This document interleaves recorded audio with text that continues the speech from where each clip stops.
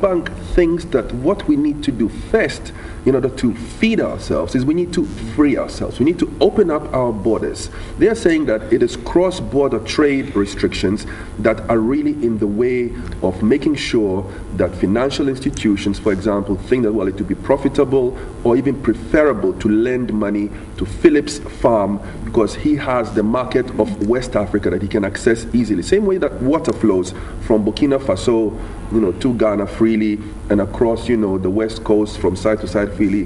The World Bank thinks that our food should also travel freely across borders, and that would give a huge boost to agriculture. Would you agree or disagree? We are already doing that. If you look at Ghana, for instance, we take a lot of onions from Niger, we take tomatoes. But what do we send? They take a lot of maize from us. They take even, Ivory Coast, for instance, take a lot of the local rice we produce here is even consumed in Ivory Coast than Ghana. Interesting. The market is in Kumasi, and all they will come for it. So with this cross-border trading, they come for salt, timber, we operate. The only thing is that we need to integrate the systems. The farmers of these countries need to be able to know what each one is growing at a particular time. Because I give you an example of Burkina Faso. They'll be growing. They've started growing tomatoes. This is their season. We have also started. So by December, January, you realize that we have a glut. Burkina have enough. We have enough. The next thing was for us to give to Nigeria.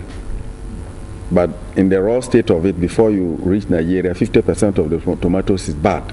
So our transportation system should be right so that we would have taken advantage of the Nigerian market and other markets. But Benin, Togo, and Ivory Coast, so that's where we are. So the issue is that because the producers themselves are not integrated, if I'm producing maize in large quantity, the other country may not know, or the other farmers may not know. They also produce at the same time. Then we have a glut, the market becomes smaller. So all that needs to be synchronized, where we know what the other country is doing.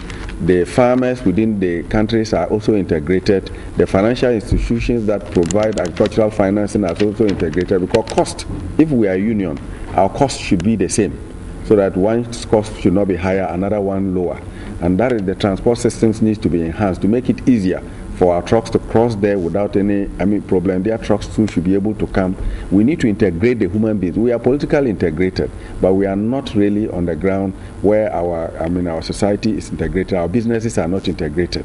So we need to get to that point. And when we get to that point, that's what the World Bank is saying. It will be easy for us to be able to develop our sector. It will be easy for us to say, look, we all have about almost 10 million tons of maize. Are you getting the point? Which perhaps if there is a deficit in another continent, we can send it there as a union.